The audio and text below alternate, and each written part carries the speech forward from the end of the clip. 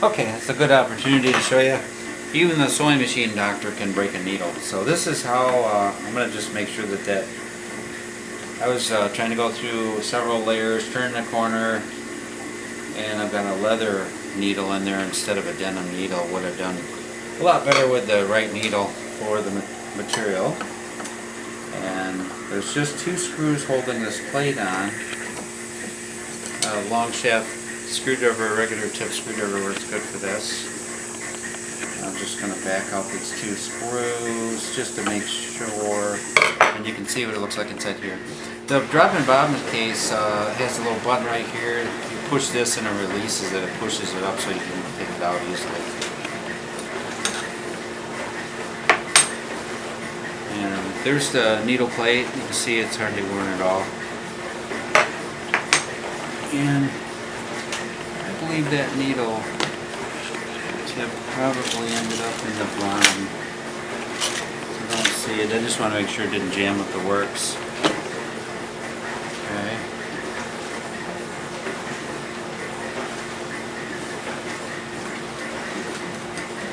Okay, yeah, I think it's clear.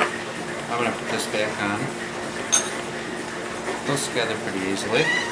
I usually always try to start my screws manually with my fingers, just a couple of threads at least, so I can tell that they're not going to strip or cross thread on the way in.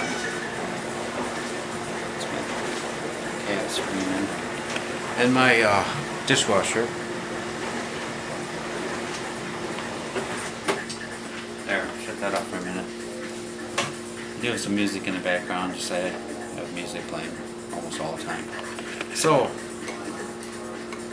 tight, and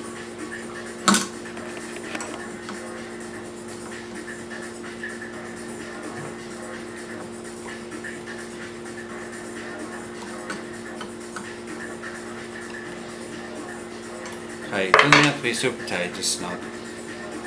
And drop. This is a drop-in bobbin case, one of the easiest to use. When you lay it in there, because of the angle of the cut in the bobbin case, this should be counterclockwise coming off the top when you lay it in there. And then so you can draw it back into its the rightful path. And they make this nice little groove in the plate so you can go ahead and close the plate. And I'll show you how easy this goes back together. So a couple threads. Roll the foot on there.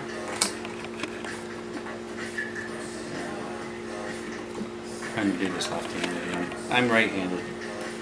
Well, that doesn't work out too good usually. Cut it at an angle.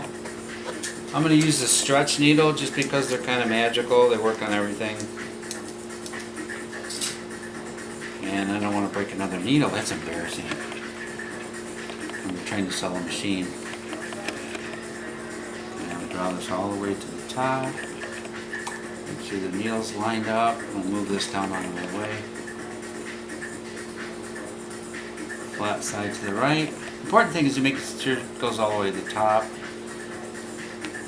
And then it's lined up correctly. So, double check the threading. Okay, that looks better. Down through this guy, down through this guy.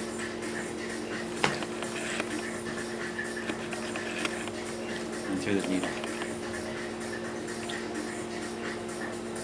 Cut it at an angle. I usually like to wet the end of it. Don't try and grab too much thread. This is harder to do as I get older. Usually it's good to catch the light coming through the eye of the needle to where it is.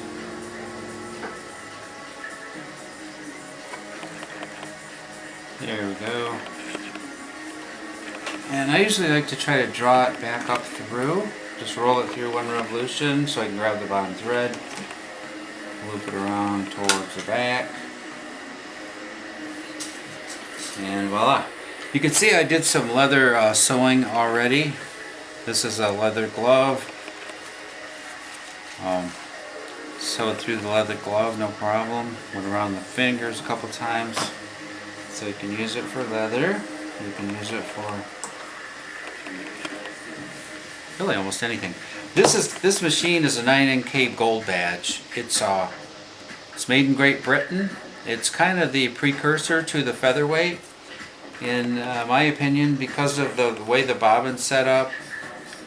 This machine is a whole lot more machine than the featherweight. I think it's really undervalued in the market.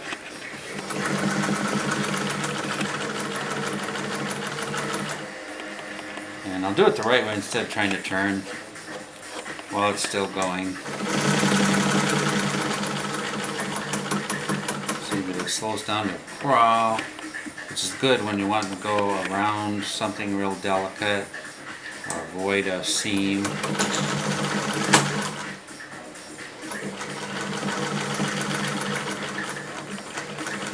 I've got about 4 layers of denim here. You can go fast, you can go slow, doesn't skip a beat. It's a beautiful machine. It'll do, as far as mending, do anything you want. Cutter bar still works great for cutting the thread off at the end. And I've got this listed on Craigslist and eBay. So, they're a very good price. Looking at the machine, it's like new. Okay, and then here's your bobbin winder. You just loosen this, push this down, and wind your bobbins. They usually come down from here, through here, and back up. And that's it. I'm the sewing machine doctor. Good luck on bidding. I hope you win it. You won't be dissatisfied. And in fact, this will be my personal machine. I'm going to use this for all my mending. I'm not a big sewer, more of a mechanic, but there are clothes that I don't like to throw away, especially a pair of jeans, favorite jeans or something that you break in and you get a little rip in it. You don't want to just throw them out or patch them. It's expensive to go out and buy clothes all the time, so you can repair them with this machine, so this machine will pay for itself over the years. Like I said, this one's almost 60 years old. It still looks like new. Should go another 60 years without any problem. Cleaning and oiling it's very easy. You could do it yourself.